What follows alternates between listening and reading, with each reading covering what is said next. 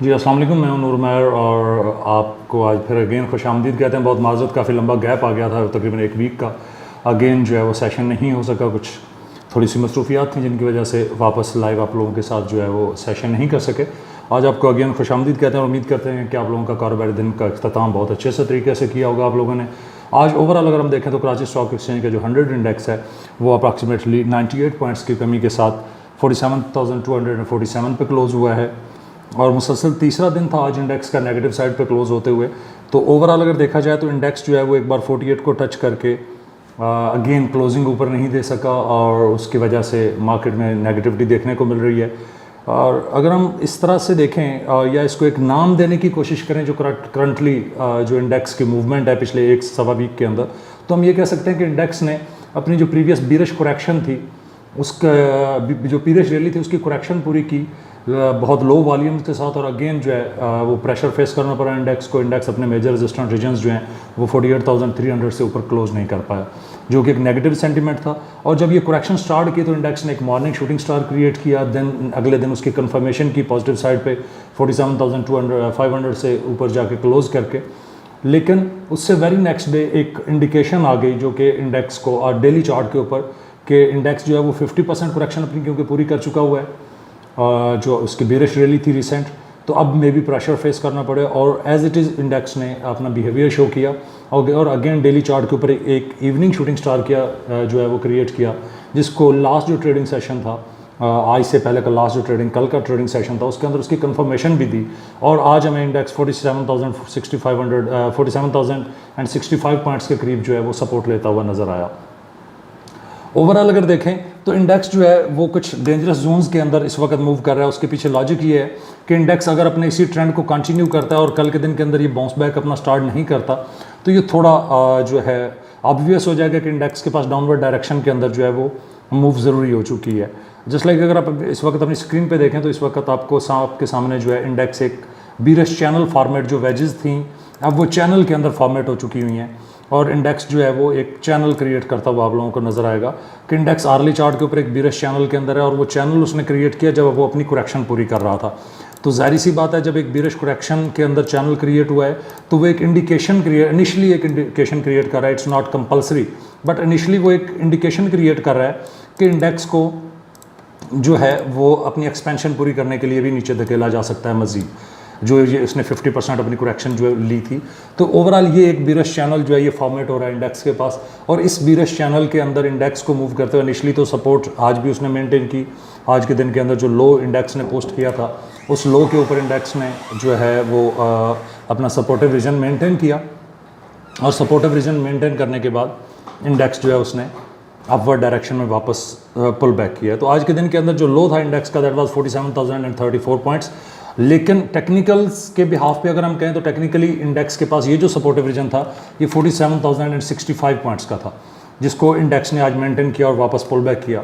तो जिस करेक्शन की मैं भी बात कर रहा था कि इंडेक्स ने अपनी बीरिश करेक्शन को फुलफिल किया और उसके बाद वापस पुल बैक करना शुरू किया है, तो अगर आप इस पूरी रैली के ऊपर करेक्शन फॉल करवाते हैं तो आपको ये नज़र आता है कि 61.8% करेक्शन जो है वो इंडेक्स ने पूरी की और उसके बाद वापस डाउनवर्ड डायरेक्शन में मूव करना शुरू किया। और इंडेक्स की जो ये करेक्शन थी ये बेसिकली किस रीजन के अंदर कंप्लीट हुई, जिस रीजन पे इंडेक्स के पास ऑलरेडी मेजर रेजिस्टेंट रीजन्स जो हैं आर्ली चार्ट के ऊपर यहाँ पे मौजूद था। बहुत बार इसी रेजिस्टेंट रीजन को टच कर चुकी थी इंडेक्स, टच करके वापस जो है वो डाउनवर्ड डायरेक्शन में मूव करता रहा था। तो उसके बाद जब वापस उसने पुल बैक किया तो सेम रेजिस्टेंट रीजन से उसको रिजेक्शन फेस करनी पड़ी है। तो ओवरऑल जब तक इंडेक्स इस फॉर्मेशन के अंदर है, इस चैनल के अंदर है, इंडेक्स बीरिश साइड पे मूव कर रहा है। लेकिन यहाँ पे एक सेंटीमेंट ऐसा क्रिएट हो रहा है जो कि कल या परसों या किसी भी टाइम पे मार्केट के लिए पॉजिटिव सेंटीमेंट क्रिएट कर सकता है। क्योंकि अगर आप इस पूरी फॉर्मेशन को देखें ये जो पूरी प्रीवियस रैली आई है आर्ली चार्ट के ऊपर, इस पूरी रैली को देखें तो ये बेसिकली एक जो हमारे पास फॉर्मेशन बन रही है, मैं इसको आपके सामने ड्रॉ भी कर देता हूँ। तो बेसिकली ये एक फ्लैग फॉर्मेशन टाइप हमारे पास फॉर्मेशन बन रही है। मैं जस्ट इसको थोड़ा क्लैरिफाई करने के लिए इसको ज़रा डार्क कर देता हूँ। अब अगर आप इस फॉर्मेशन को देखें तो ये एक बीरिश फ्लैग फॉर्मेशन है, जो कि अच्छी इंडिकेशन है कि मार्केट में भी आने वाले दिनों के अंदर अगर इस फॉर्मेशन से निकल के अपवर्ड डायरेक्शन में जाने में सक्सेसफुल होती है तो मार्केट का ऊपर का जो सफ़र होगा वो काफ़ी लंबा हो जाएगा। ये एक पॉजिटिव इंडिकेशन है। लेकिन ये पॉजिटिव इंडिकेशन जो है वो अमली जामा इसको कब पहनाया जाएगा, ये जो है किस वक्त अच्छी मूवमेंट अपनी दिखाना शुरू करेगी, अगर हम उस हवाले से बात करें। मैं इसका बाकायदा फ्लैग थोड़ा सा बनाने की कोशिश कर रहा हूँ ताकि ये फॉर्मेशन जो है हम क्लियरली इसको जस्टिफाई कर सकें कि ये फ्लैग फॉर्मेशन जो है ये हमारी किस तरह से फ्लैग फॉर्मेशन बन रही है। अगर मेरे से गलती हो जाए तो उसके लिए माजरत, लेकिन ओवरऑल हमारे पास ये एक फ्लैग फॉर्मेशन है। और इस फ्लैग फॉर्मेशन के अंदर ये जो है इसका पोल है, जिसको मैंने अभी क्रिएट किया हुआ थोड़ा सा टेढ़ा मेढ़ा करके। बेसिकली जो ये पोल था ये इस सेंस में होता है, एक इस लाइन पे जब मैं कर रहा हूँ ये इस सेंस में इसको पोल काउंट किया जाता है, लेकिन जिस वक्त इसकी मेजरमेंट करनी होती है तो उस वक्त इसको स्ट्रेट फॉरवर्डली जो है वो ड्रा कर लिया जाता है डाउनवर्ड डायरेक्शन में एक लाइन ड्रा करके, ताकि उसके बिहाफ पे इसकी लेंथ जो है वो मेजर की जा सके। अब चीज़ ये है कि ये जो बीरिश फ्लैग है ये बेसिकली पॉजिटिव सेंटीमेंट कब क्रिएट करेगा, जब इंडेक्स इस चैनल से ऊपर क्लोजिंग करने में सक्सेसफुल हो जाएगा, आर्ली बेसिस पे इसको ब्रेकआउट इसका कर जाएगा चैनल का, तो ये एक पॉजिटिव सेंटीमेंट होगा। लेकिन जिस वक्त तक ये ब्रेकआउट नहीं करता, जिस तरह मैंने पिछले दिनों कहा था कि जिस वक्त तक हेड एंड शोल्डर की नेकलाइन जो है वो मेंटेन है, तो उस वक्त तक ये कंटिन्यूटी पैटर्न होता है। हेड एंड शोल्डर जो है ये अगर बुलिश साइड पे बना हुआ है तो ये इंडिकेट करता है कि ये इंडेक्स या मार्केट कोई भी जिस भी आपको चार्ट के ऊपर नजर आए हेड एंड शोल्डर फॉर्मेशन, तो वो उसका मतलब ये होता है कि ये कंटिन्यू करेगा इसी पैटर्न को। तब वक्त ये कि उसकी नेकलाइन ब्रेक हो, जब नेकलाइन ब्रेक हो जाती है तो वो एक इंडिकेशन होती है कि अब यहाँ से माप पड़ना शुरू हो जाएगी। जस्ट लाइक अगर मैं इसी की एक फॉर्मेशन और आपको दिखाऊँ तो हमारे पास डेली चार्ट के ऊपर पिछले दिनों में एक कुछ कंपनीज़ के अंदर जो है वो फॉर्मेशन फ्लैग फॉर्मेशन ही बनी थी। लेट मी ट्राई कि मुझे मिल जाए जी। तो अगर हम इस जो कंपनी है इसकी फॉर्मेशन को देखते हैं तो इसके अंदर भी हमारे पास कुछ इसी तरह की फॉर्मेशन क्रिएट हुई थी, जिसको बीरिश फ्लैग फॉर्मेशन कहा जाता है। और जब इसका ब्रेकआउट हुआ तो आप लोगों ने उसको अपवर्ड डायरेक्शन में जाते हुए देखा। बेसिकली ये चैनल ब्रेकआउट हुआ, लेकिन ये चैनल जो है क्योंकि ये इसका पोल काउंट किया जाएगा और ये इसकी जो है फ्लैग है। आफ्टर दैट इसके बाद अगर हम बात करते हैं तो इसी तरीके से ये हमें एक और शेयर के ऊपर भी रिसेंटली देखने को मिला। तो जो लोग फ्लैग फॉर्मेशंस को स्टडी करते हैं और उनको प्रॉपरली अंडरस्टैंड करते हैं कि इस फॉर्मेशन की इसके बाद मार्केट जो है वो क्या सेंटीमेंट शो करती होती है, तो उनके लिए एक अच्छा जो है वो इंडिकेशन होती है। आई थिंक सो मैंने कुछ गलत आइटम लगा ली है। लेट मी ट्राई कि मुझे दूसरी आइटम जिसके ऊपर ये अवेलेबल था वो जहन से निकली हुई है, बट आई थिंक सो इसको इसी के ऊपर होना चाहिए। I think so Amreli steel के ऊपर जो है ये फॉर्मेशन होनी चाहिए थी, जहाँ तक मुझे याद पड़ता है। नहीं, अमरेली पे नहीं मुझे नज़र आ रही क्लियरली, बहुत क्लियर, जिस तरह ये अभी आपको ASC के ऊपर शहर कॉरपोरेशन के ऊपर जो फॉर्मेशन उसकी नज़र आई है उस तरह से वो वहाँ पे नज़र नहीं आ रही है। लेकिन अगर हम इसी चीज़ को KSE 100 के चार्ट के ऊपर देखते हैं तो KSE 100 के चार्ट के ऊपर ये बहुत क्लियरली मेंशन है कि ये फॉर्मेशन जो है ये हमें अपवर्ड डायरेक्शन के अंदर एक ब्रेकआउट देती हुई नज़र आ रही है। अब अगर हम इसी फॉर्मेशन को लेके आगे चलते हैं कि राइट नो अगर इंडेक्स इसको ब्रेक करने में सक्सेसफुल होता है, लेकिन ये ब्रेकआउट कब होएगा, जब इंडेक्स जो है 47,900 या 800 से ऊपर क्लोजिंग देगा अब की बार आर्ली चार्ट पे, तो ये फॉर्मेशन ब्रेक हो जाएगी। फ्लैग फॉर्मेशन जो है ये बुलिश डायरेक्शन में ब्रेक हो जाएगी, जो कि कॉल करेगी इंडेक्स के अंदर 1000 से 2000 पॉइंट की मिनिमम मूव को अब इन अपवर्ड डायरेक्शन। और अगर ये ब्रेकआउट नहीं होता और इंडेक्स जो है वो इसी पैटर्न को, जिसपे क्योंकि अभी राइट नाउ तो बीरिश है, अभी आज के दिन के अंदर आर्ली चार्ट्स के ऊपर बुलिश साइड पे जस्ट इंडिकेटर्स जो हैं उन्होंने क्रॉसओवर जनरेट करना शुरू किए कि यहाँ से पुल बैक आ सकता है, और ये एक्सपेक्टेशन शुरू हो गई कि अब इंडेक्स में भी पुल बैक शुरू कर दे। लेकिन अगर इंडेक्स पुल बैक स्टार्ट करने में सक्सेसफुल नहीं होता और अपनी इसी करेक्शन को एक्सपैंड करता है, तो फिर कहाँ पे जाके इसके पास सपोर्टिव रीजन्स बनते हैं, ज़रा उनको एक नज़र देख लेते हैं कि अगर इंडेक्स जो है वो 47,065 पॉइंट से नीचे स्लाइड करता है तो उसके पास नेक्स्ट सपोर्टिव रीजन जो फॉल करता है वो इनिशियली 46,900 का रीजन है, लेकिन उससे नीचे क्लोजिंग का मतलब ये होगा कि इंडेक्स 46,500 46,000 के रीजन की तरफ जो है वो मूव कर जाएगा। लॉजिक ये है कि इसकी 100% एक्सपेंशन जो है 46,024 या 46,065 एंड 70 के रीजन के अंदर जाके पूरी होती है इस पूरी मूवमेंट की। लेकिन मकसद बात करने का ये है कि ओवरऑल प्रीवियस डबल बॉटम भी है और उस डबल बॉटम के बिहाफ पे इंडेक्स जो है वो चैनल को भी मेंटेन करने की कोशिश करेगा, हॉरिजॉन्टल सपोर्ट्स को भी मेंटेन करने की कोशिश करेगा। तो उसके बिहाफ पे हम ये कह सकते हैं कि इंडेक्स जब तक 46,900 से नीचे स्लाइड नहीं करता उस वक्त तक इंडेक्स बीरिश सेंटीमेंट में मूव करने में सक्सेसफुल नहीं होएगा। जिन मैं बात कर रहा था मॉर्निंग और इवनिंग शूटिंग स्टार्स की, वो आपको डेली चार्ट के ऊपर ज़रा क्लियरली नज़र आएंगे कि यहाँ पे आपको मॉर्निंग शूटिंग स्टार की कंफर्मेशन भी नज़र आती है, अगेन कल आपको इवनिंग शूटिंग स्टार की कंफर्मेशन भी नज़र आती है। बट ऑन बीरिश साइड जिस वक्त तक मैंने लास्ट टाइम भी जो हमारी वीडियो थी उसके अंदर भी डिस्कस किया था, I think so 1.5 week ago जो है, उसके अंदर भी मैंने डिस्कस किया था कि ओवरऑल जब तक डेली क्लोजिंग 46,900 से नीचे नहीं होती है इंडेक्स बीरिश नहीं हो सकता। उसकी वजह यह है कि इंडेक्स के पास टॉप बेशक प्रीवियसली जो है वो पोस्ट हुआ हुआ है 47,305 का और 47,300 का, लेकिन इंडेक्स की जो क्लोजिंग है जब इसका अपना टॉप बना रही थी 47,000 के रीजन के अंदर, तो उस वक्त इंडेक्स ने 46,900 से ऊपर क्लोजिंग नहीं थी दी थी। जब डेली चार्ट के ऊपर 46,900 से ऊपर क्लोजिंग होना शुरू हुई, इंडेक्स बुलिश साइड पे मूव कर गया और उसने 48,700 और 800 को टच किया। लेकिन जिस वक्त ये बीरिश डायरेक्शन में मूव कर रहा है, अगर ये डबल बॉटम ब्रेक करता है तो यहाँ से थोड़ी ड्रास्टिक सेलिंग देखने को मिलेगी जो कि इंडेक्स को डाउनवर्ड डायरेक्शन में अच्छा खासा पुश करेगी। तो इस सारे सिनेरियो के अंदर मेरा पर्सनल ओपिनियन ये है कि अगर आप कल के दिन की बात करते हैं तो कल के दिन के अंदर with strict stop loss of 46,900 जो है वो बाइंग हो सकती है, बट केयरफुल रहना पड़ेगा क्योंकि इंटरनेशनल मार्केट में जब क्रूड ऑयल की प्राइसेस ऊपर जा रही थी तो हमारा एक्सप्लोरेशन सेक्टर उसको फॉलो नहीं कर रहा था। लेकिन अब डाउनवर्ड डायरेक्शन में क्रूड ऑयल ने मूव करना कल से शुरू किया हुआ है, तो मे बी जो है वो नेगेटिव डायरेक्शन का असर हमारा जो ऑयल एंड गैस सेक्टर है वो ले ले, तो जिसकी वजह से थोड़ा पैनिक देखने को मिले। उसके साथ साथ ऑयल की जो इंटरनेशनल मार्केट में ऑयल की प्राइसेस हैं वो वापस पुल बैक कर सकती हैं किसी भी टाइम पे। लॉजिक ये है कि यूएसए में जो है वो ट्रॉपिकल स्टॉर्म ने हिट किया हुआ है, कैटेगरी 3 का आई थिंक सो स्टॉर्म है, और उसकी वजह से उसकी जो ऑफशोर वेल्स हैं वहाँ से सप्लाई जो है वो कट हो रही है। तो अगर वो सप्लाई कट होती है तो जाहिर सी बात है जो $1.5 मिलियन बैरल्स का डिफरेंस है, 2 मिलियन अप्रॉक्सीमेटली सप्लाई ज़्यादा है राइट नो और डिमांड जो है वो कम है, तो वो डिफरेंस भी कवर होना शुरू हो जाता है क्योंकि यूएसए दुनिया का सबसे बड़ा इस वक्त राइट नो सप्लायर है। अप्रॉक्सीमेटली जो उसकी कैपेसिटी है that is 13 million barrels per day. तो ये चीज़ें भी क्रूड ऑयल की प्राइसेस को इम्पेक्ट करेंगी अगर यूएसए से जो है वो प्रोडक्शन कट होती है ट्रॉपिकल स्टॉर्म की वजह से। वैसे भी उनका हरिकेन सीज़न चल रहा है, यहाँ उस वक्त समुद्री तूफान जो है वो नॉर्मली हिट करते रहते हैं कैटेगरी 2 के, कैटेगरी 3 के। तो ओवरऑल यूएसए का जो सीजनल इम्पैक्ट है वो उसके ऊपर आ सकता है। तो मेरा पर्सनल ओपिनियन राइट नो अपने इंडेक्स के हवाले से यही है कि अगर आप बाइंग करना चाहते हैं तो बाइंग करने के लिए 46,900 का स्टॉप जो है वो मस्ट रखिएगा, और सेलिंग अगर आपको करनी है तो फिर वेट कीजिएगा 46,900 से। जैसे इंडेक्स स्लाइड करता है अर्ली चार्ट पे भी इवन क्लोजिंग नीचे दे देता है, और खासतौर पे अगर डेली पे दे दे तो वो तो फिर वो कहते हैं ना सोने पे सुहागा है। और अगर उस रीजन से नीचे इंडेक्स क्लोजिंग करने में सक्सेसफुल हो जाता है that's the best.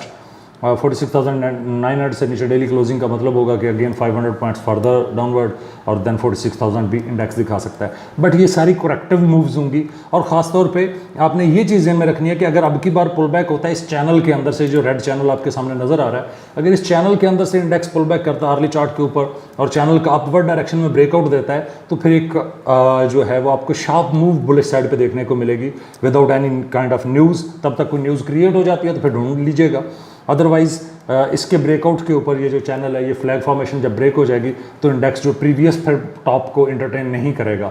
निदर this one जो 48,000 के ऊपर टॉप है, ना इंडेक्स इसको एंटरटेन करेगा और ना ही इंडेक्स जो इसका प्रीवियस टॉप है 48,800 इसको एंटरटेन करेगा, बल्कि वो अपने इस फ्लैग फॉर्मेशन के एक्सटेंशन में जाएगा और इसको एक्सटेंड करने के लिए मे बी आपको कुछ नए हाई जो है वो देखने को मिल सकते हैं। Not on the historical level के आपको हिस्ट्री हाई नया अभी शायद ना देखने को मिले, बट जो प्रीवियस 48,800 के प्लस के जो रीजन्स हैं उनको इंडेक्स जो है वो एक्सटेंड करने की कोशिश कर सकता है। हमारे पास काफ़ी सारे सवालात थे जो लास्ट वीडियो के लोगों ने, दोस्त अहबाब ने कमेंट्स के अंदर पूछे थे। उनमें हमारे पास सबसे पहला जो क्वेश्चन है दैट वाज अबाउट AVN। कोशिश करते हैं कि जल्द अज जल्द ताकि वीडियो छोटी भी रहे और हम चीज़ों को डिस्कस भी कर सकें। दोस्त ने, किसी ने पूछा था कि AVN के हवाले से जो है वो गाइड कर दें कि AVN को आप किस तरह से देखते हैं। तो जी ज़रूर कोशिश करते हैं कि AVN के हवाले से जो है वो आपके साथ अपना ओपिनियन शेयर कर दें। AVN को अगर ओवरऑल हम देखते हैं तो AVN जो है वो अपने रेजिस्टेंट, जो प्रीवियसली इसका रेजिस्टेंट रीजन था उससे ऊपर ट्रेड हो रहा है। तो ओवरऑल 87 जो है वो राइट नो इसके पास सपोर्टिव रीजन है। 87 से जब तक ऊपर है उस वक्त तक ये आपको बुलिश डायरेक्शन में मूव करता हुआ नज़र आएगा। लेकिन अगर हम इसको आर्ली चार्ट के ऊपर कन्वर्ट करते हैं तो आर्ली चार्ट के ऊपर ये भी जो है किसी फ्लैग फॉर्मेशन टाइप की शक्लें ही बना रहा है कि जिसको हम यहाँ पे प्लॉट करते हैं। जी ये फ्लैग फॉर्मेशन है। ओवरऑल अगर ये ब्रेक करता है 88 को, 88.33 से ऊपर अगर ये क्लोज करता है, अभी ये 88 that is not 88, that is 94.95, 91 पे ट्रेड, 94.95 से ऊपर क्लोजिंग का मतलब ये होगा कि ये अपवर्ड डायरेक्शन में मूव कर जाएगा। लेकिन अभी स्लाइटली थोड़ा जो है वो रेंज बाउंड टाइप सिचुएशन आप कह सकते हैं कि रेंज बाउंड है अकमुलेशन हो रही है, मिड साइकिल अकमुलेशन नॉर्मली हम इसको कहते होते हैं कि मिड साइकिल अकमुलेशन हो रही है इस वक्त। तो ओवरऑल आप आपके पास एग्जिस्टिंग बाइंग है तो जो ये प्रीवियस लो है इसका स्टॉप आप इसको पोस्ट कर सकते हैं क्योंकि ये हैमर डूजी का बेसिकली लो है, 86.50 का लो बनता है ये। तो 86.50 के स्टॉप लॉस के साथ अपनी होल्डिंग को कंटिन्यू कर सकते हैं। अदरवाइज इंडेक्स के ऊपर फोकस रखिएगा। अगर इंडेक्स डाउनवर्ड डायरेक्शन में ब्रेक करता है तो ज़ाहिर सी बात है इसको भी प्रेशर फेस करना पड़ सकता है। The next one is NetSol.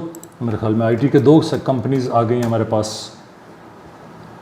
तो नेटसोल टेक्नोलॉजीज़ जो है ये क्योंकि आई थिंक सो अराउंड कोई 40% और 50% के पास डाउनवर्ड डायरेक्शन में मूव कर चुका है। लेकिन इस वक्त डेली चार्ट के ऊपर अगर आप इस वक्त स्क्रीन पे भी देखें तो कुछ शक्लें अच्छी बनाने की कोशिश कर रहा है टू सम एक्सटेंट। लेकिन अगर वो बन गई तो, और वही चीज़ है ना कि अगर बनी तो इनिशियली अगर हम रेजिस्टेंट रीजन की बात करें तो इसके पास जो प्रीवियस इसका रिसेंट टॉप है वो इसके लिए इनिशियली रेजिस्टेंस है। लेकिन सेंटीमेंट जो है वो इसका अच्छा खासा जो मोमेंटम इंडिकेटर्स हैं वो बीरिश साइड पे ही शो कर रहे हैं। तो इसलिए उसके ऊपर केयरफुल रहना भी ज़रूरी है। और अगर हम यहाँ से एक इसकी सपोर्टिव लाइन ड्रॉ करते हैं तो वो हमें क्या शक्ल दिखाती है उसको भी हम थोड़ा सा डिस्कस कर लेते हैं। जी ओवरऑल अगर हम बात करते हैं तो ये सपोर्टिव लाइन यहाँ से गैप दे के बंदी है। तो ओवरऑल 134-35 बहुत दूर है अभी उससे इनिशली, क्योंकि जो उसकी सपोर्टिव रीजन है जहाँ से अभी शायद ना स्लाइड कर पाए उस रीजन की अगर बात करें तो वो ये है। लेकिन इनिशियल सपोर्टिव रीजन इसके पास जो इस वक्त बनता है दैट इज़ 149.70, 149 रुपये 78 पैसे या 70 पैसे का रीजन जो है वो इसके पास इनिशियली सपोर्टिव रीजन है। लेकिन जब इस तरह की ये फॉर्मेशंस के अंदर मूव कर रहा है, मुसलसल करेक्शन लेके यहाँ से गिरता है और उसकी करेक्शन लेके देन एक्सपेंशन मूड में आता है, तो मेरा पर्सनल ओपिनियन जो है वो यही है कि इसके बारे में वेट एंड सी की स्ट्रेटजी अगर आप रखेंगे तो ज़्यादा बेनिफिशियल रहेगी। उसकी लॉजिक ये है कि 38% करेक्शन से रिकवर नहीं कर पाया अपनी बीरिश रैली की, तो इसलिए दोबारा डबल बॉटम बनाने के चक्कर में पड़ सकता है। अगर 149 से नीचे स्लाइड करता है तो 134, 130 का रीजन जो है ये आपको दिखा सकता है। ओवरऑल वीकली चार्ट के ऊपर अगर हम इसको देखते हैं AVN को थोड़ा ऑन लॉन्गर टर्म, तो मेरा ख्याल ये है कि ये अपनी बुलिश करेक्शन जो है उसको भी पूरा करता फिर रहा है। और ये जो 49 का रीजन है इससे पहले जो इसके पास वीकली चार्ट के ऊपर मेजर सपोर्टिव रीजन है वो है 157 से नीचे वीकली क्लोजिंग का मतलब ये होगा कि ये भाई साहब स्लाइड करेंगे डाउनवर्ड डायरेक्शन में ऑन बेसिस ऑफ टेक्निकल्स 138 की तरफ। तो लेकिन जो चीज़ पॉजिटिव है इसके बारे में ऑन शॉर्ट टर्म बेसिस वो ये है कि जो इसकी प्रीवियस रैली थी स्टिल उसके 61.8 से ऊपर ट्रेड कर रहा है। तो 61.8% उसका पूरा होता है, 148 से नीचे स्लाइड करता है तो फिर ये बीरिश होएगा। ओवरऑल हम इसको कहते होते हैं करेक्शन के अंदर स्टक है। तो इसलिए मेरा पर्सनल ओपिनियन ये है कि अवॉइड कर लें तो ज़्यादा बेहतर है इंस्टेड ऑफ इसके अंदर स्टक होने के, तो ये ज़्यादा बेनिफिशियल रहेगा आपके लिए। जी उसके बाद PSO के हवाले से पूछा गया है कि PSO के हवाले से बता दें, और PSO मैं आपको बता देता हूँ कि PSO के बारे में मेरा ओपिनियन क्या है। As per my personal opinion PSO जो है ये मोमेंटम लूज़ कर रहा है राइट नाउ, और अगर ये इसी तरह से मोमेंटम लूज़ करता है, क्योंकि इसके डेली मोमेंटम इंडिकेटर्स जो हैं उन्होंने बिरिश क्रॉसओवर जनरेट करना शुरू कर दिए हैं। तो as per my personal opinion 225 पे ट्रेड हो रहा है, 225-26 पे ट्रेड हो रहा है। प्रीवियस लो अगर ये वाला अमेंड करता है जो कि इसका लो है, लेट मी चेक जी, इसका लो है प्रीवियस 220 का। अगर ये लो अमेंड करता है तो फिर ये थोड़ा मज़ीद डाउनवर्ड जा सकता है टुवर्ड्स 208 एंड 204, लेकिन जब तक इस लो से ऊपर 220 से ऊपर ट्रेड कर रहा है तब तक थोड़ा रिकवरी दिखाने के, वो कहते हैं ना, अपने पैंतरे दिखाने की कोशिश कर सकता है। But in my personal opinion जिस वक्त तक मोमेंटम इंडिकेटर्स डेली के जो हैं वो अपनी चेंज नहीं शो करते उस वक्त तक केयरफुल रहने की ज़रूरत है। लॉजिक ये है कि आई थिंक सो 74.6% करेक्शन भी इसकी पूरी हो चुकी हुई है। अगर हम इसके ऊपर 74.6% करेक्शन ड्रा करते हैं तो वो भी जो है वो हमें इसके ऊपर पूरी होती नज़र आती है। और वही जो रीजन हमारे पास 219 या 220 का है वो इसकी 74.6% करेक्शन भी है, वहाँ हॉरिजॉन्टल सपोर्टिव रीजन भी मौजूद है और साथ ही साथ वहाँ पे जो सपोर्टिव ट्रेंड लाइन है वो भी खड़ी है। तो इसलिए ऑन अ लॉन्गर रन अगर आपको इसको शॉर्ट टर्म बेसिस पे होल्ड करना है तो मेरा पर्सनली ओपिनियन यही रहेगा कि इसके अंदर 219 और 220 का स्टॉप लॉस पोस्ट किया जाए। अभी फ़िलहाल ये इसका रिटेस्ट जो है, इस ब्रेकआउट जो इसने दिया हुआ था इस वाले रीजन का, इसकी देख लेते हैं कि कहीं रिटेस्टिंग तो नहीं कर रहा, लेकिन इससे बहुत दूर है इसलिए इसके बारे में ज़रूरत नहीं है। वो इसकी रिटेस्टिंग करके उसको एक्सपेंड करके ऑलरेडी आ चुका हुआ है, तो इस चक्कर में नहीं रहेगा। अगर आपके पास होल्डिंग है इसके अंदर तो 220 से नीचे स्लाइड करने पे भाग लीजिएगा, और जब तक 220 से ऊपर है तब तक ठीक है। उसके बाद NRL की हम बात कर लेते हैं, और NRL के हवाले से अगर बात की जाए तो NRL का जो इस वक्त हमारे सामने डेली चार्ट ओपन हुआ है जी, इसकी शक्ल के अंदर भी कुछ वैसी ही जो फ्लैग फॉर्मेशन टाइप है वो बन रही है, क्योंकि इंडेक्स के साथ साथ चलने वाली आइटम्स जो होती हैं उनमें नॉर्मली ये फॉर्मेशन जो सेम एक ही पैटर्न की जो हैं वो देखने को मिल जाया करती हैं। तो अगर इसके बारे में बात करें जो NRL है, नेशनल रिफाइनरी, तो इसके अंदर भी बेसिकली बिरिश फॉर्मेशन जो है वो बन रही है, इसकी बिरिश फ्लैग बन रहा है। और as per my personal opinion आप लोगों ने जो करना है उसके लिए अपनी रिसर्च आप खुद कीजिएगा। तो मेरा पर्सनली ओपिनियन जो है इसके बारे में वो यही है कि इस भाई साहब, इसको मैं निकाल के इसको देख भी रहा था, पता नहीं, आई थिंक सो किसी लड़के ने पूछा था, यस। तो इनमें पर्सनल ओपिनियन 440 जो है वो इसके पास सपोर्टिव रीजन है, 446 जो है उससे लेके 440 जो है वो इसके पास सपोर्टिव रीजन्स हैं। अगर उनसे नीचे, क्योंकि अगर आप देखते हैं तो 446 के ऊपर इसके पास ये मेजर सपोर्टिव रीजन है, और मीनवाइल फ्लैग के बॉटम को टच कर रहा है। और फ्लैग का जो इसने नॉर्मली हम एक चीज़ कंसिडर करते होते हैं, या जो मार्केट रैली एक पकड़ती है तो हम उसमें कहते हैं कि जो स्लाइड करेक्शंस होती हैं वो नॉर्मली वेज या ट्रायंगल वेजेस के अंदर कंप्लीट होती हैं। जो डीपर करेक्शंस होती हैं वो जो है वो चैनल के अंदर पूरी होती हैं। तो ये 38% एक स्लाइड करेक्शन जो है वो अपनी पूरी कर रहा है चैनल के अंदर। तो इन माय पर्सनल ओपिनियन अगर 446 को बचा जाता है, चलें आप 2 रुपये नीचे कर लें, 442 45 कर लें, तो इस स्टॉप लॉस के साथ अगर आप इसको बाय करते हैं और उसको ये तोड़ता नहीं है और अपवर्ड डायरेक्शन में वापस पुल बैक करता है, तो इनिशली जो इसका टारगेट होएगा वो होएगा 530 525 का।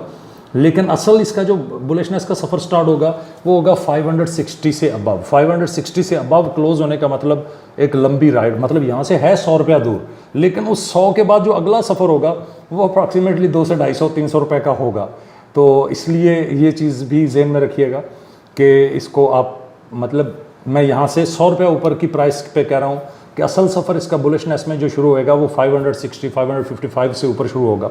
अभी चल रहा है 455, तो अगर 455 चल रहा है तो 445 और 442 के रीजन्स के स्टॉप लॉस के साथ इसके अंदर बाइंग इनिशिएट कर सकते हैं। बड़ा तगड़ा रीजन है, ब्रेक करेगा तो कट एंड रिवर्स कर लीजिएगा, अगर ये फ्यूचर में है तो शॉर्ट सेल इनिशिएट कर लीजिएगा, क्योंकि अगर फ्लैग फॉर्मेशन मेंटेन हो गई, ना टूटी नीचे, तो अपवर्ड डायरेक्शन के अंदर एक लंबी रैली फिर आपको इसके अंदर देखने को मिलेगी।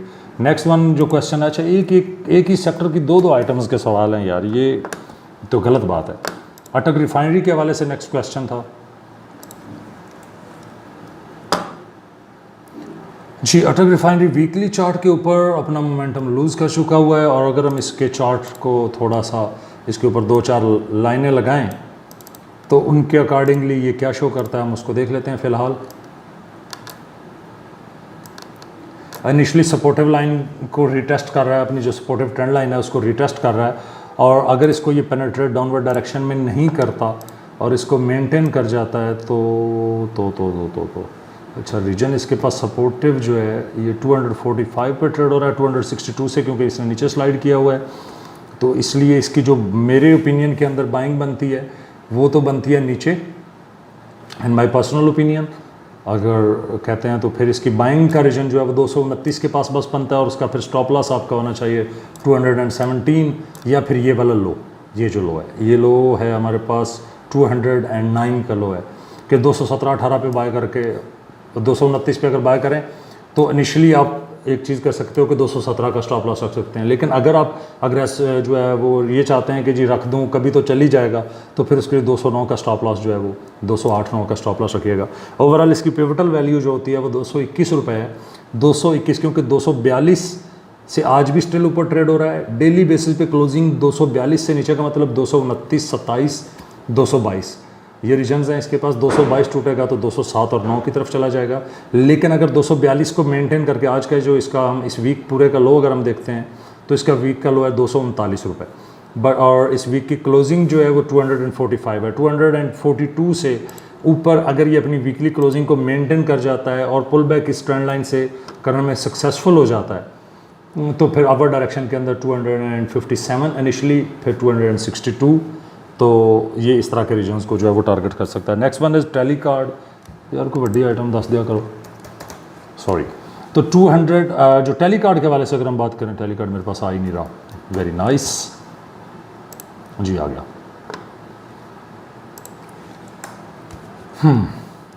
टेली कार्ड जो है वाह वाह वाह वाह, इस पर मेरा कोई पर्सनल ओपिनियन वैसे बन नहीं रहा जिस तरह की इसने हरकतें की हुई हैं। उसके बाद नेक्स्ट वन इज़ GHNL। जो चीज़ नहीं समझ आती उसके लिए माजरत कर लेता होता हूँ मैं नॉर्मली। तो GHNL के हवाले से अगर हम बात करते हैं तो GHNL जो है वो एक फॉर्मेशन तो क्रिएट कर रहा है और उसका ब्रेकआउट पता नहीं अभी तक हुआ है या नहीं हुआ, अभी तक तो नहीं हुआ। अगर GHNL को आप इस रीजन के अंदर देखते हैं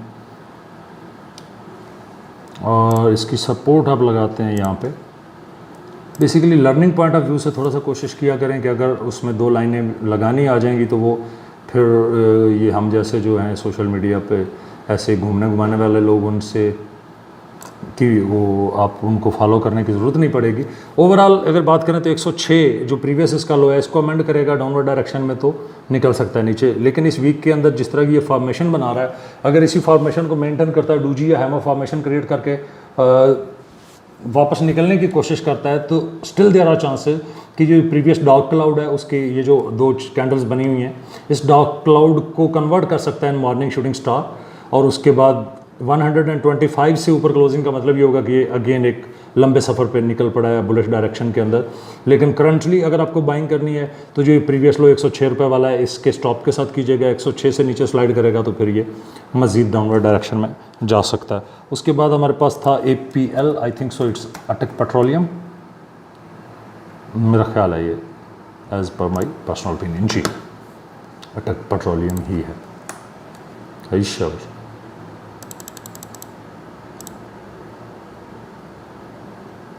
अटक पेट्रोलियम के हवाले से अगर बात करें तो इसके लिए वेट एंड सी की स्ट्रेटजी जो है वो ज़्यादा बेनिफिशियल रहेगी, क्योंकि अगर ये अपनी इस ट्रायंगल जो ये ट्रेंड लाइन आ रही है इसको अपवर्ड डायरेक्शन में ब्रेक करने में सक्सेसफुल हो जाए, मींस ये डेली क्लोजिंग 331 रुपये से ऊपर दे दे, तो फिर इसके अंदर बाइंग करें तो ज़्यादा बेनिफिशियल होगी। फिर आपको वेट ज़्यादा नहीं करना पड़ेगा, जल्द आपको टारगेट्स मिल जाएंगे। तो इसलिए मेरा ख्याल ये है कि इसका वेट कर लें तो आपके लिए ज़्यादा बेहतर रहेगा। Next one is FFL। ये जितने भी आप लोगों के साथ एनालिसिस शेयर कर रहे होते हैं ये रियल टाइम बेसिस पे ही डेवलप हम कर रहे होते हैं, उनको देख दाख के कि जो हमें नज़र आ रहा है। इसलिए मैं हमेशा से कहता हूँ कि अपनी स्टडी जो है वो भरपूर किया करें, अपने इंडिपेंडेंट इन्वेस्टमेंट एडवाइज़र से ज़रूर डिस्कस करें। ये just for information and learning purpose हम एनालिसिस शेयर करते हैं, तो इसके बिहाफ पे अगर आपको ट्रेड करनी है तो ज़िम्मेदारी आपकी अपनी है और आपको अपनी स्टडी मस्ट करनी चाहिए। इन माय पर्सनल ओपिनियन 20 रुपये से ऊपर क्लोजिंग जो FFL अगर करने में सक्सेसफुल हो जाता है तो ये एक लंबी रेस के लिए अगेन निकल सकता है। मींस 4 से 6 रुपये मज़ीद इसमें ऐड हो सकते हैं और इवन 8 भी ऐड हो सकते हैं अगर ये इस तरह से जो है सक्सेसफुली मूव करने में सक्सेस। अगर इसी को मैं यहाँ से उठा के ये रख दूँ तो ये आपके पास इसकी कुछ इस तरह की शक्ल बन जाती है कि ये दोनों बॉटम्स मिलके एक चैनल ड्रा हुआ जिसको आप फ्लैग टाइप कह सकते हैं, फ्रेरा, और उसके बाद इसने आगे कंटिन्यू किया। और अगर आप इसको डिसेंडिंग वेज बनाने के शौकीन हैं तो फिर इसके लिए ये करें कि इस लाइन को ड्रा करके इन लाइंस को ड्रा कर दें। यहाँ पे आपके पास 2 डिसेंडिंग लाइंस आ जाएंगी और उन 2 डिसेंडिंग लाइंस के अंदर जो है मूव करते हुए अपवर्ड डायरेक्शन में निकलने की कोशिश कर रहा है। ओवरऑल इसको आप वीकली चार्ट के ऊपर अगर देखते हैं तो वीकली चार्ट के ऊपर मोमेंटम जो है वो चेंज हो रहा है।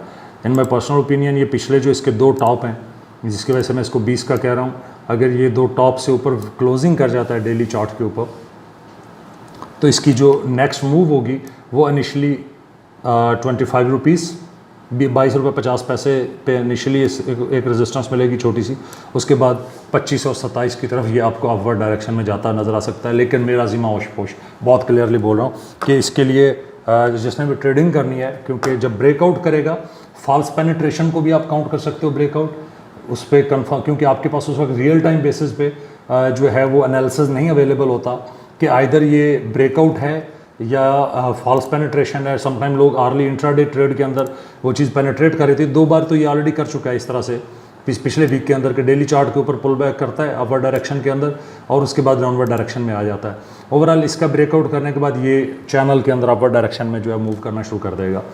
लेकिन मेरा मशवरा वही है कि ब्रेकआउट थोड़ा स्टडी कीजिएगा, ब्रेकआउट होता क्या है, उसके सिग्निफिकेंस क्या है, उसके बाद फिर इसको लीजिएगा तो आपको ज़्यादा बेनिफिशियल होगा।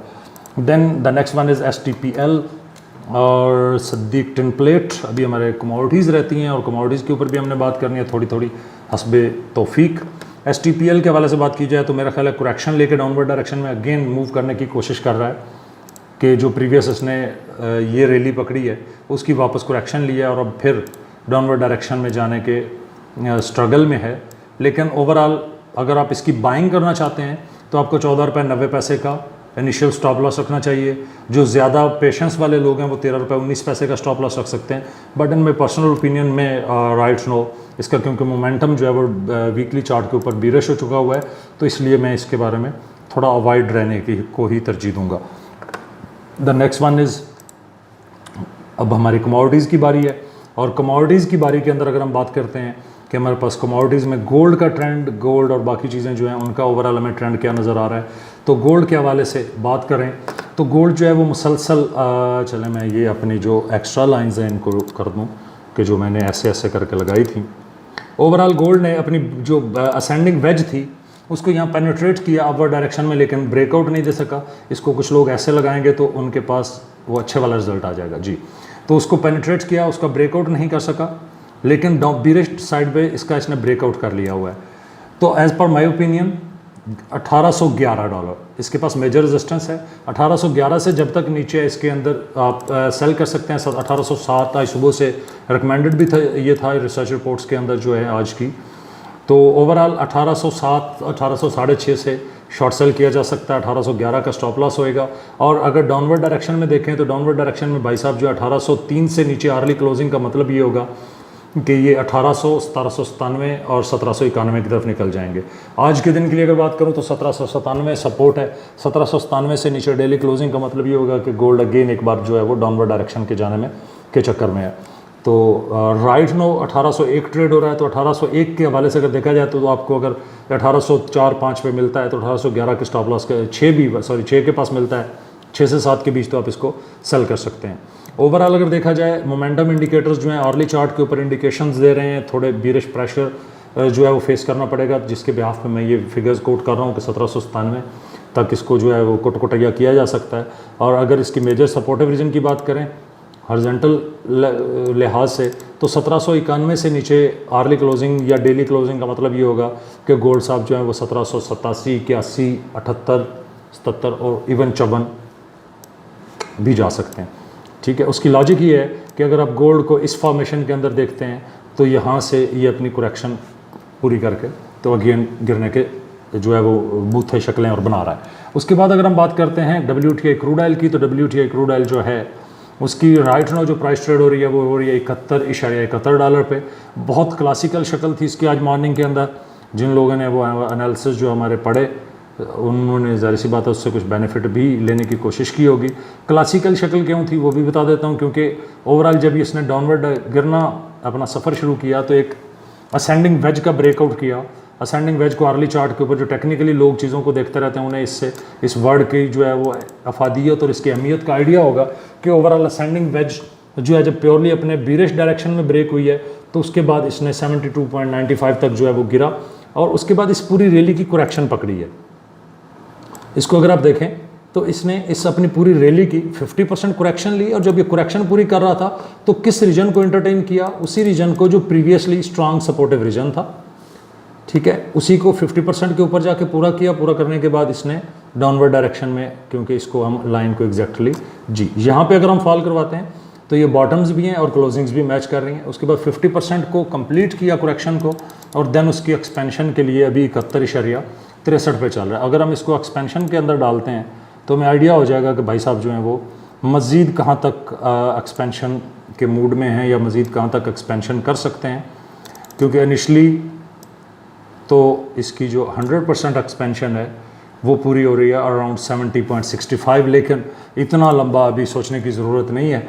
वेज का ब्रेकआउट है, इसके बाद अगर ये 4 आर्ली क्लोजिंग दे देता है या आर्ली क्लोजिंग नीचे दे देता है, क्योंकि अभी इसकी हम आर्ली क्लोजिंग की अगर बात करें तो आर्ली क्लोजिंग अभी तक भाई साहब की ये जो अपना प्रीवियस बॉटम था उससे नीचे नहीं आई, 71.95 98 से नीचे नहीं आई हुई। 71.95 से नीचे क्लोजिंग का मतलब होगा कि ये मज़ीद डाउनवर्ड डायरेक्शन में जो है वो स्लाइड कर सकता है। तो इनिशली 71 मतलब 72 से नीचे जो है वो आर्ली क्लोजिंग का मतलब होगा कि ये 71.35 और देन 70.95 और 70.80 के बीच जो है वो ये डाउनवर्ड डायरेक्शन में स्लाइड कर सकता है। उसके बाद अगर हम बात करते हैं डाउ जोन्स की, तो जो डाउ जोन्स है उसके अंदर उसका डेली चार्ट लगा लेते हैं और डेली चार्ट के ऊपर जो लास्ट टाइम हमने अपना चैनल ड्रा किया था और जो रेजिस्टेंट ट्रेंड लाइंस लगाई थी वो हमारी एज स्टिल इंटेक्ट हैं। इसने अपने इस चैनल का ब्रेकआउट किया, ब्रेक करके प्रीवियस जो उसका टॉप था उसको स्टिल ब्रेक नहीं कर सका और उसके बाद इवनिंग शूटिंग स्टार टाइप एक फॉर्मेशन बनाई। आज वापस रिटेस्टिंग करने की कोशिश कर रहा है, लेकिन अगर आज ये अगेन डाउनवर्ड डायरेक्शन में 34,550 या 560 से नीचे क्लोज करके अपने इसी चैनल के अंदर क्लोज करने में सक्सेसफुल हो जाता है तो थोड़ा मोमेंटम जो है वो बीरिश हो जाएगा। ओवरऑल अगर देखें तो MACD बीरिश है, स्टॉकिस्टिक बीरिश है, RSI और मूविंग एवरेज जो है वो थोड़ा बुलिश सांप वाले क्रॉसओवर्स के अंदर जो है वो मूव कर रहे हैं। But as per my personal expectations मेरा जो इसके ऊपर बुलिश स्टांस है वो तब बनेगा जब ये 34,850 860 से ऊपर क्लोज करने में सक्सेसफुल होगा। अदरवाइज़ मैं इसके बारे में यही कहूँगा कि साइड वेज थोड़ा खेलें और स्विंग ट्रेडिंग करेंगे तो वो ज़्यादा बेनिफिशियल रहेगा। और उसके साथ साथ आप लोगों को बताता चलूँ कि हमारे व्हाट्सएप नंबर्स जो हैं वो और social media page links, YouTube channel links जो हैं वो नीचे शो है। अगर आपको हमसे कुछ भी पूछना होता है तो इसी वीडियो के कमेंट्स में आप पूछ सकते हैं, या आपको अर्जेंटली कुछ पूछना है या एज़ पर आवर एक्सपर्टीज़ हम कोशिश करेंगे आप लोगों को फ्री ऑफ कॉस्ट जो एजुकेट करने की, तो आप हमें व्हाट्सएप कर सकते हैं। नंबर्स हमारे नीचे मेंशन है। आज काफ़ी लंबा सेशन हो गया, आज के लिए दीजिए इजाज़त। इंशाअल्लाह अज़ीज़ आप लोगों से दोबारा मुलाकात होगी कल। अपना बहुत सारा ख्याल रखिएगा, दुआ में याद रखिएगा। फ़ी अमानिल्लाह, अल्लाह हाफ़िज़।